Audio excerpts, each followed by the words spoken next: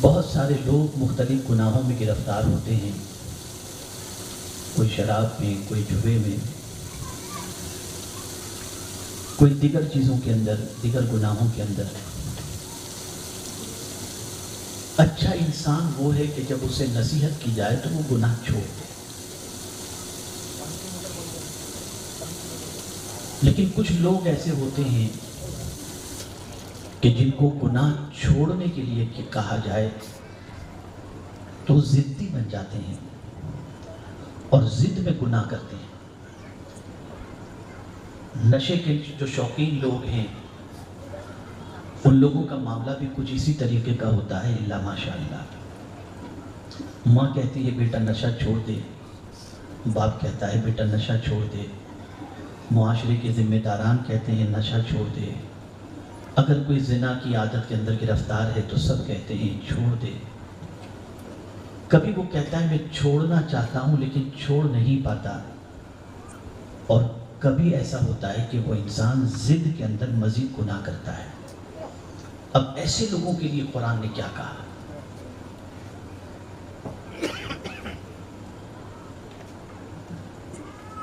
ایک شخص تھا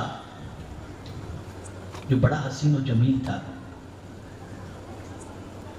بڑی چرب زبانی سے گفتگو کرتا تھا اور اس کی زبان بڑی چرب تھی۔ محفل کو اپنے اس کے اندر، مجلسوں کو اپنے اندر اپنی طرف مائل کر لیتا اور ادھر کی ادھر کر کے فساد پیدا کرتا تھا۔ اور یہ بات یاد رکھیں کہ گناہ صرف شراب پینا ہی نہیں ہے، زنا کرنا ہی نہیں ہے، نشہ کرنا ہی نہیں ہے،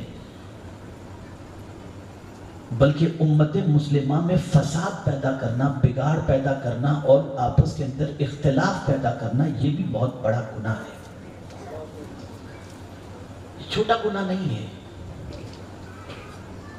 تو وہ شخص اٹھا تھا محفل سے، اور پھر جانے کے بعد جو محفل میں تھے ان کی برائی، ادھر بیٹھا، ادھر سے ادھر آیا تو ادھر کی برائی کا سلسلہ چلتا تھا۔ تو کسی نیک بندے نے اس سے کہا وَإِذَا قِيلَ لَهُ اتَّقِ اللَّهَ، اس سے کہا گیا اللہ سے ڈر، یعنی ایسا کیوں کر رہا ہے تو، کیوں اس طریقے کی حرکتیں کر رہا ہے جس سے امت میں انتشار پیدا ہو؟ نشہ بھی گھر کے اندر انتشار پیدا کرتا ہے، معاشرے میں انتشار پیدا کرتا ہے۔ تو جب اس سے کسی کہنے والے نے کہا کہ اللہ سے ڈر، تو اب قرآن کہتا ہے اس شخص کی سچویشن کو اخذتہ العزت بالاسم، اس کو پکڑ لی اس کی عزت نے گناہ کے ساتھ، یعنی اس سے یہ محسوس ہوا، دیکھیں میں آپ کو سمجھا رہا ہوں، اسے سمجھو، اسے یہ محسوس ہوا یہ اور مجھے نصیحت کر رہا ہے، میں اس کی بات سنوں۔ جیسے ہمارے بہت سارے علماء تشریف فرما ہیں، بسا اوقات ایسا ہوتا ہے کہ کوئی امام ہے، تنخواہ ٹرسٹی حضرات دیتے ہیں، تو پھر اسی کے ساتھ ساتھ وہ کہتے ہیں مولانا یہ بولو یہ نہ بولو، اگر شراب کے خلاف بول دیے تو ایسا ہو جائے گا، شادی میں فضول خرچی کے بارے میں بولیں گے تو ایسا ہو جائے گا، یہ ساری چیزیں ہوتی ہیں۔ تو اس میں آدمی سوچتا ہے کہ ان کو میں نے تنخواہ پر رکھا، یہ ملازم اور مجھے نصیحت کرتا ہے۔ فرمایا گیا نادان، اگر دیوار پر بھی نصیحت لکھی ہوئی ہو تو عقل مند انسان ہے کہ وہ ہے کہ وہ اسے قبول کر لے، قبول کر، نصیحت کہیں سے بھی ملے۔ تو اس شخص کے اندر غرور پیدا ہوا گناہ کے ساتھ، اس نے یہ سوچا کہ میں عزت والا ہوں، میری سوسائٹی کے اندر پکڑ ہے اور یہ مجھے نصیحت کر رہا ہے۔ جیسے بہت سارے ڈرگز کے کام کرنے والے، نشے کے کام کرنے والوں کو آدمی کچھ کہنے جاتا ہے تو وہ یہی کہتے ہیں پولیس میری جیب میں ہے، فلاں میری جیب میں ہے، میں اگر کچھ کروں تو مجھے یہ کیسے نصیحت کرنے آ گیا۔ بعض تو یہ کہتے ہیں کہ ہمارا اس کمائی کے ذریعے ایک کام اور بھی ہے کہ ہم کما کر بہت سارے غریبوں کو کھلاتے ہیں، غریبوں کی شادیوں میں مدد کرتے ہیں۔ نادان، یہ بات ذہن میں رکھ، اللہ پاک ہے اور پاک ہی کو قبول فرماتا ہے۔ ابھی کل ہی کی بات ہے، احمد آباد سے مجھے ایک فون آیا اور مجھ سے یہ سوال پوچھا گیا کہ حضرت ایک نوجوان ہے جو جوے کے اندر 30,000 روپے ہار گیا، اسے کھیلنا نہیں آتا تھا اور اس کے اوپر قرض ہو گیا، اب وہ قرض کی وجہ سے بہت پریشان ہے۔ تو دوسرا شخص یہ کہتا ہے جو جوے میں ماہر ہے کہ میں اس کے لیے ایک بار کھیلوں گا اور 30 اس کے گوائے ہیں اس نے، میں 70 کما کر کے اس کو دے دوں گا، تو کیا حضرت وہ ایک مرتبہ کھیل سکتا ہے اس کے لیے؟ تاکہ اس کو وہ 30,000 سے نجات دلا سکے۔ میں نے کہا جو حرام ہے وہ حرام ہے۔ تو اس قسم کی سچویشن پوری دنیا کے اندر چل رہی ہے۔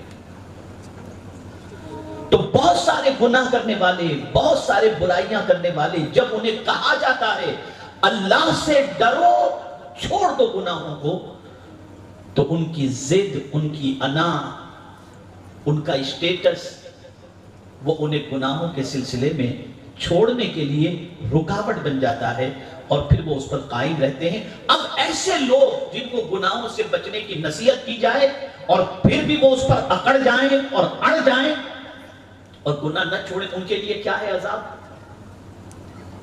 فَحَسْبُهُ جَهَنَّمُ، قرآن کہتا ہے ان کے لیے جہنم کافی ہے۔ یعنی ایسا شخص جس کو نصیحت کی جائے اور عزت کی خاطر گناہ پر وہ اڑ جائے اور اللہ سے نہ ڈرے، تو قرآن نے کہا فَحَسْبُهُ جَهَنَّمُ، اس کے لیے جہنم ہے۔ اور جہنم کو پھر کیا کہا؟ آگے جو فرمایا وَلَبِئْسَ الْمِہَادُ، کتنا ہی برا بچھونا ہے، کتنا ہی برا بچھونا ہے۔ اے رسول اعظم صلی اللہ تعالی علیہ وسلم کے دیوانوں، اگر عادت گناہوں کی پڑی ہوئی ہے، بدکرداری کی پڑی ہوئی ہے، برائیوں کی عادت پڑی ہوئی ہے، تو جب آپ سے کہا جائے اللہ سے ڈرو، گناہ کو چھوڑ دو، ورنہ جہنم اس بندے کے لیے ہے۔ اور قرآن نے کہا کیا ہی برا بچھونا، جہنم میں سب کچھ آگ ہی کا ہے، لباس بھی آگ کا، بچھونا بھی آگ کا، سب کچھ آگ کا ہے۔ کیا ہے کسی میں طاقت اس آگ کو برداشت کرنے کی؟ اور جب نہیں تو پھر کیا وجہ ہے کہ گناہ نہیں چھوڑ رہے؟ کیا وجہ ہے کہ اللہ کی نافرمانی نہیں چھوڑ رہے؟ کیا وجہ ہے کہ نشے کی عادتوں میں گرفتار ہو کر کے اپنی دنیا اور آخرت کو تباہ کر رہے ہیں؟ کیا ہوتا ہے؟ بہت سارے نشے کا کاروبار کرتے ہیں، پتہ چلا کہ کم و بیش 150-200 کے قریب اس چھوٹے سے علاقے کے لوگ، نوجوان، پیسہ کمانے کے لیے، ایزی منی کے لیے، شوق کے لیے نشہ کرتے ہیں۔ اے رسول اعظم صلی اللہ علیہ وسلم کے دیوانوں، خدارا اس سے توبہ کر لو، اس لیے کہ یاد رکھیں نشے کے اندر گرفتار انسان کی دنیا میں کوئی عزت نہیں ہوتی، کوئی وقار نہیں ہوتا، کوئی ویلیو نہیں ہوتی۔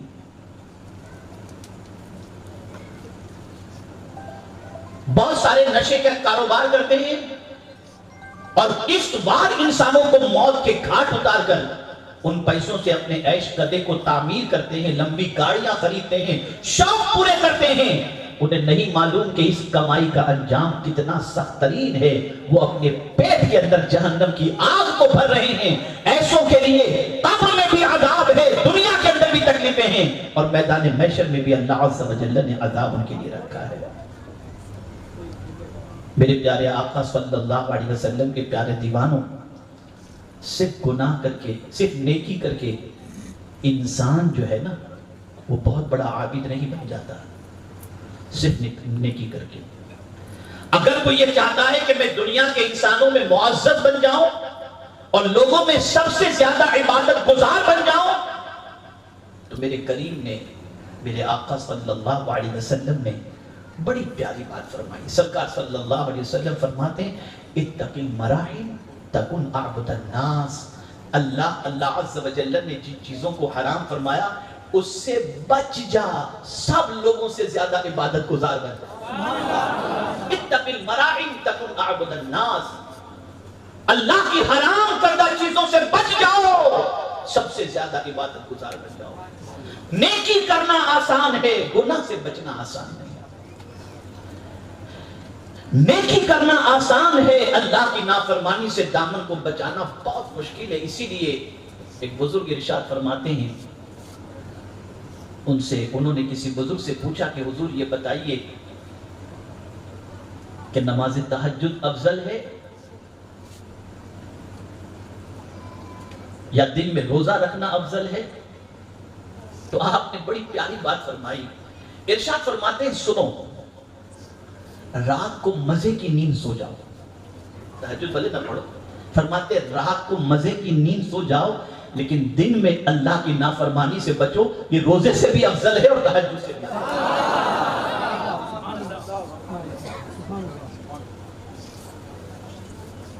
یہ جو پوری دنیا میں اس وقت پریشانیوں کے بادل منڈلا رہے ہیں، یہ جو نعمتیں اللہ عز و جل مسلمانوں سے چھین رہا ہے، انسانوں سے چھین رہا ہے، جانتے اس کی وجہ کیا ہے؟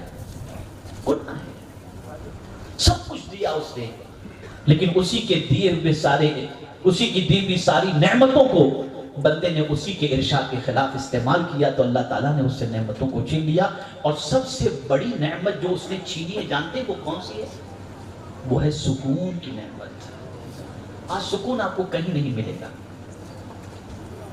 سکون کی نعمت چھین لی گئی، اطمینان کی نعمت چھین لی گئی۔ میرے پیارے آقا صلی اللہ تعالی علیہ وسلم کے پیارے دیوانوں، یہاں تک کہ بندہ نماز بھی پڑھتا ہے تو اس میں بھی اسے سکون نہیں ملتا،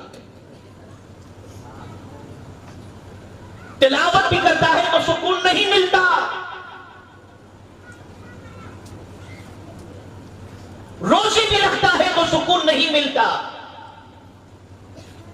یہاں تک کہ حج جو عمرہ کرتا ہے تو اس میں بھی اسے سکون نہیں ملتا۔ اب آپ سکون کس کو سمجھتے ہیں؟ جب تک کہ جو عبادت آپ کر رہے ہیں اس کی لذت آپ کو نہ ملے تو آپ سمجھ لینا آپ کا سکون ختم ہو گیا۔ عبادت کی ایک لذت ہوتی ہے، عبادت کا ایک مزہ ہوتا ہے۔ نماز آپ پڑھ رہے ہیں، مزہ آ رہا ہے، بہت سکون مل رہا ہے، طبیعت فریش ہو رہی ہے، طبیعت کو قرار مل رہا ہے، لیکن آپ مجھے بتائیے کہ بہت سارے نمازی مسجد میں نماز پڑھتے ہیں، بھاگتے ہیں، نماز کا وقت ہوا جلدی سے پہنچے، نماز ختم ہوئی جلدی سے بھاگے، نہ نماز میں کوئی سکون نہ نماز کے باہر کوئی سکون۔ وجہ کیا ہے جانتے ہیں آپ؟ یہ نماز کی لذتیں کیوں چھین لی گئی جانتے ہیں آپ؟ حضرت علوی رحمت اللہ تعالی علیہ ارشاد فرماتے ہیں جب کوئی بندہ گناہ کا پکا ارادہ کر لے کہ میں یہ گناہ کروں گا، فرمایا حضرت علوی رحمت اللہ تعالی علیہ نے، اللہ اس سے عبادت کی لذت کو چھین لیتا ہے۔ تو جو لذت عبادت چھین لی گئی اس کی سب سے بڑی وجہ یہ ہے کہ آج مسلمان جو ہے وہ گناہ کا پکا ارادہ، یہ کروں گا، یہ ٹی وی دیکھوں گا، یہ یوٹیوب پر دیکھوں گا، یہ گناہ کروں گا، یہ بدکاری، یہ برائی، یہ ملنا، اس سے ملنا، اس سے ملنا، پتہ نہیں کیا کیا برائیوں کے خواب وہ دیکھ کر اس پر پختہ ارادہ کر کے قدم بڑھاتا ہے، اس وجہ سے اسے نماز میں لذت نہیں ملتی۔ گناہ بڑی تیزی سے پھیل رہے ہیں، گناہ ہر گھر میں داخل ہو رہے ہیں، گناہ ہر نوجوان کی عادت بنتی جا رہی ہے، اور گناہ کے دلدل میں آج کا مسلمان پورا ڈوبا ہوا ہے۔ اے رسول اعظم صلی اللہ تعالی علیہ وسلم کے پیارے دیوانوں، حضرت عمر ابن عبدالعزیز رحمت اللہ تعالی علیہ ارشاد فرماتے ہیں کہ پوری رات نوافل پڑھنے سے بہتر میں اس چیز کو سمجھتا ہوں کہ میرا دامن گناہوں سے آلودہ نہ ہو۔ میں گناہ سے بچنے کو اس سے زیادہ اہمیت دیتا ہوں۔ اسی لیے یاد رکھیں ولی کی تعریف جو قرآن میں کی ہے تو فرمایا گیا ان اولیاء الا المتقون، اللہ کے دوست وہی ہیں جو اللہ سے ڈرنے والے ہیں، جو گناہ سے بچتے ہیں۔ اب یہاں تقویٰ تھوڑا سا سمجھا دوں، ڈرنا۔ تقویٰ کے 3 ذریعے ہیں جس سے انسان متقی بنتا ہے، بس اس کو آپ سمجھ لیجئے۔ 3 چیزیں ہیں جس سے انسان متقی بنتا ہے۔ پہلی چیز، اللہ کے عذاب سے ڈر کر کوئی گناہ سے بچ رہا ہے۔ ایک طریقہ تو یہ ہوا کہ میں گناہ کروں گا تو مجھے جہنم میں اللہ ڈال دے گا، میں گناہ کروں گا تو اللہ تعالیٰ مجھے قبر کے عذاب میں گرفتار کر دے گا، میں گناہ کروں گا تو اللہ عز و جل سانپ اور بچھوؤں کو قبر میں مسلط کر دے گا۔ تو ایک تو یہ ڈر سے بندہ نماز پڑھتا ہے، بندہ جو ہے گناہ سے بچنے کی کوشش کرتا ہے، یہ بھی اچھا طریقہ ہے۔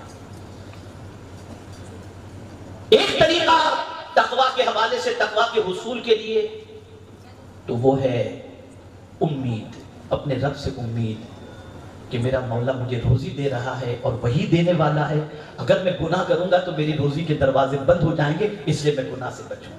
تو اللہ سے امید لگا کر وہ اپنے آپ کو گناہ سے روکتا ہے، گناہ سے بچنے کی کوشش کرتا ہے، یہ بھی اچھا ہے۔ اور تیسرا درجہ سب سے اعلیٰ ہے، تقویٰ کا تیسرا درجہ سب سے افضل و اعلیٰ ہے، اور وہ ہے محبت۔ کیا محبت؟ وہ محبت ہے اللہ سے محبت۔ میرا پروردگار مجھ سے کتنی محبت فرماتا ہے، میں ماں کے پیٹ میں تھا وہاں مجھے روزی عطا فرماتا تھا، میرے مولا نے مجھے آنکھیں عطا فرمائی، میرے مولا نے مجھے زبان عطا فرمائی، میرے مولا نے مجھے کان عطا فرمائے، اس نے زندگی عطا فرمائی۔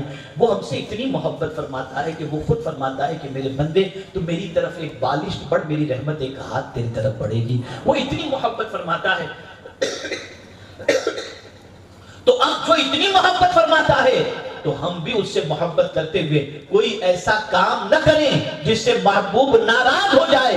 جب کوئی بندہ اپنے رب کی محبت میں گرفتار ہو کر اللہ عز و جل کی نافرمانی سے بچتا ہے تو مولا بھی پھر فرشتوں میں فخر سے فرماتا ہے، ذرا میرے بندے کو دیکھو، میں نے اس کے اندر خواہشیں رکھی لیکن پھر بھی یہ ان خواہش کی پیروی نہیں کرتا، اس لیے کہ وہ میرا بندہ مجھ سے محبت کرتا ہے۔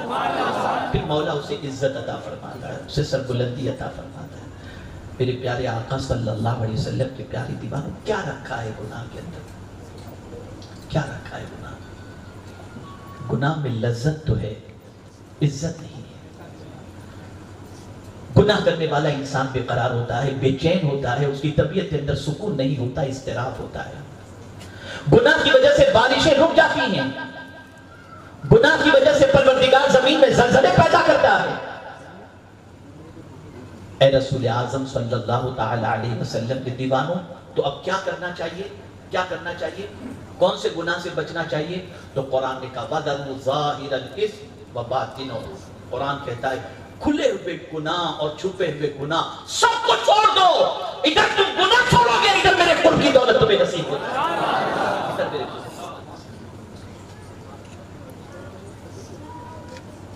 ہم دیکھ رہے ہیں کہ ہمارا معاشرہ گناہوں کے دلدل میں ڈوب چکا ہے۔ مسلمانوں دیکھو، آپ گناہ سے بچنا، حلال کی طرف توجہ دینا، اس کا فائدہ کیا ہے؟ بس یہ آخری بات عرض کر دوں، تفصیلی گفتگو تو آپ کے سماعت فرما لی۔ حضرت امام اعظم ابو حنیفہ رحمۃ اللہ تعالی علیہ بڑے کاروباری تھے، بڑے عابد و زاہد تھے۔ لوگ آتے تھے قرض طلب کرنے کے لیے، آپ قرض عطا کرتے تھے۔ ایک مجوسی آیا اور اس نے امام اعظم ابو حنیفہ رحمۃ اللہ تعالی علیہ سے کچھ قرض طلب کیا، آپ نے اسے قرض دے دیا۔ دن گزر گئے، وعدے کا وقت گزر گیا، باوجود اس کے وہ نہیں آیا قرض لوٹانے کے لیے۔ امام اعظم ابو حنیفہ رحمۃ اللہ تعالی علیہ نے ارادہ کیا کہ میں جا کر اس کے گھر سے قرض کی رقم کا مطالبہ کروں، اس کے گھر جا کر اس سے قرض لے کر کے آؤں، میری رقم لے کر کے آؤں۔ روانہ ہوئے، جیسے ہی اس کے گھر کے قریب پہنچے، دیکھیے امام اعظم کی زندگی، جیسے ہی اس کے گھر کے قریب پہنچے تو آپ کے جوتے میں نجاست لگ گئی جو راستے میں تھی۔ اب اس نجاست کو صاف کیسے کریں؟ تو امام اعظم ابو حنیفہ رحمۃ اللہ تعالی علیہ نے زور سے اپنے پیر کو جھٹکا دیا تو نجاست جوتے سے نکل کر اس شخص کے گھر کی دیوار پر لگ گئی، اس شخص کے گھر کی دیوار پر۔ امام اعظم ابو حنیفہ رحمۃ اللہ تعالی علیہ پریشان ہوئے، اس کے گھر کی دیوار مجھ سے گندی ہو گئی، پریشان ہے کہ اس کی اس دیوار کی صفائی کیسے ہو۔ اگر گندگی کو صاف کرنے کی کوشش کی جائے تو اس کی دیوار کا کلر بھی نکل جائے گا۔ اب اسی شش و پنج میں ہیں، اتنے میں وہ مجوسی اپنے گھر سے باہر نکلا، جیسے امام اعظم کو دیکھا، دیکھتے ہی معافی مانگنا شروع کر دیا، حضور میں آنے والا تھا، میرے پاس تھوڑا سا انتظام نہیں ہوا ہے، مجھے معاف کر دیجئے، میں معذرت چاہتا ہوں اور جو ہے وہ میں بہت جلدی لوٹا دوں گا۔ امام اعظم نے فرمایا یہ سب باتیں بعد میں کرنا، میں تجھ سے معافی مانگنا چاہتا ہوں۔ کہا حضور کس چیز کی معافی؟ کہا دیکھ معاملہ یہ ہے کہ میرے جوتے کے اندر نجاست لگی تھی، میں نے پیر کو جھٹکا دیا تو جوتے سے نجاست نکل کر تیرے گھر کی دیوار پر لگ گئی، تو میں یہ سوچ رہا ہوں کہ تیرے گھر کی دیوار جو میری ذات سے خراب ہوئی ہے، اس کا تدارک میں کیسے کروں، اس کی صفائی کا اہتمام میں کیسے کروں۔ بس اتنا سننا تھا کہ وہ سر پکڑ لیا اور کہنے لگا یا اللہ، مسلمانوں میں اتنے بڑے پرہیزگار اور اللہ سے ڈرنے والے بندے ہیں۔ اس نے کہا امام میرے گھر کی دیوار کو بعد میں پاک کیجئے گا، پہلے میرے دل کی بھی کو پاک کر دیجئے۔ اور پھر وہ مجوسی کلمہ پڑھ کر کے فوراً مسلمان۔ اب ذرا سوچو، غور کرو آپ،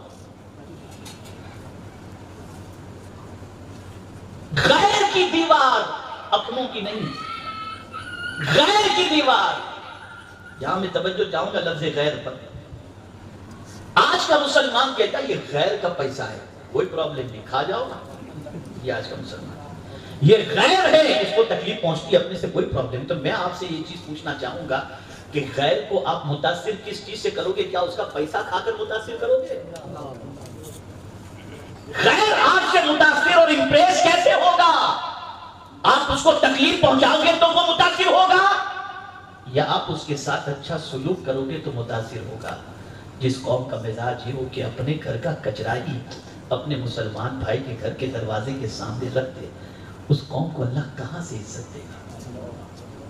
کہاں سے عزت دے گا؟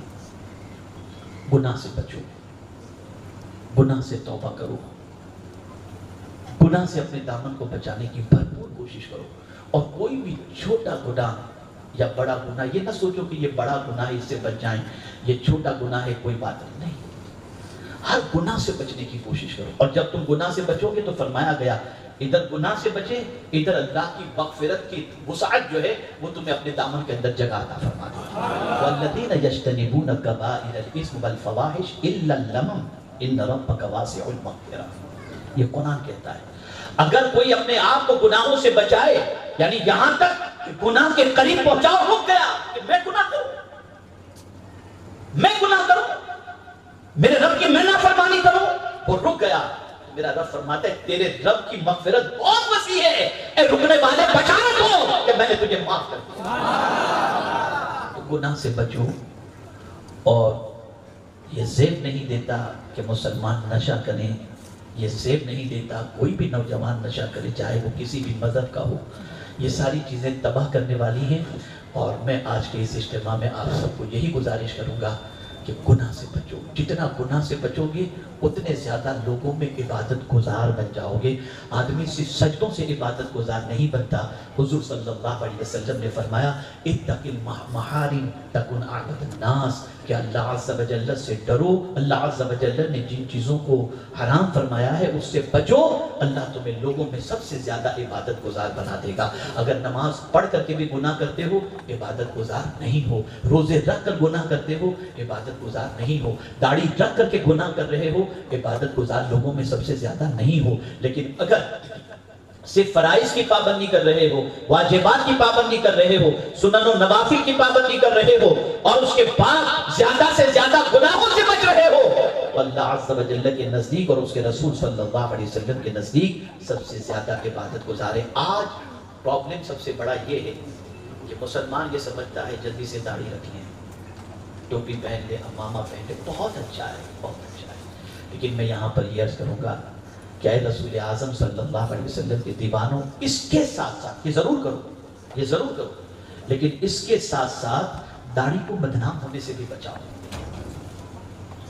کل کی تاریخ میں کوئی یہ نہ کہے کہ اتنی بڑی داڑھی رکھنے والا اتنا بڑا چیٹر، غلطی ہم کریں بدنام میرے آقا کی سنت ہو،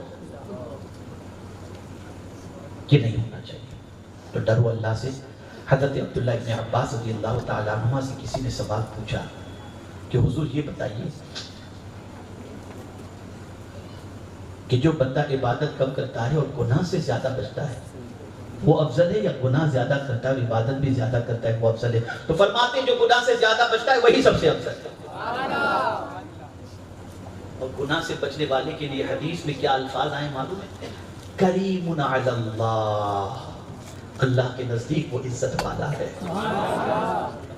اور گناہ میں گرفتار کے لیے کیا آیا؟ حیجن علی اللہ، اللہ کی بارگاہ کے اندر وہ ذلیل ہے۔ تو گناہ سے بچو، میرے کریم نے توبہ کا دروازہ کھلا رکھا ہے، پلٹ آؤ اور عہد کر لو کہ آج کے بعد اپنے دامن کو گناہوں سے آلودہ کرنے سے ہم بچنے کی مکمل کوشش کریں گے۔ میں آپ کو یقین کے ساتھ کہتا ہوں، صرف ارادہ کر کے توبہ کی طرف قدم بڑھا کر دیکھو، قدم کے اٹھاتے ہی اللہ عز و جل عزت کے 4 چاند عطا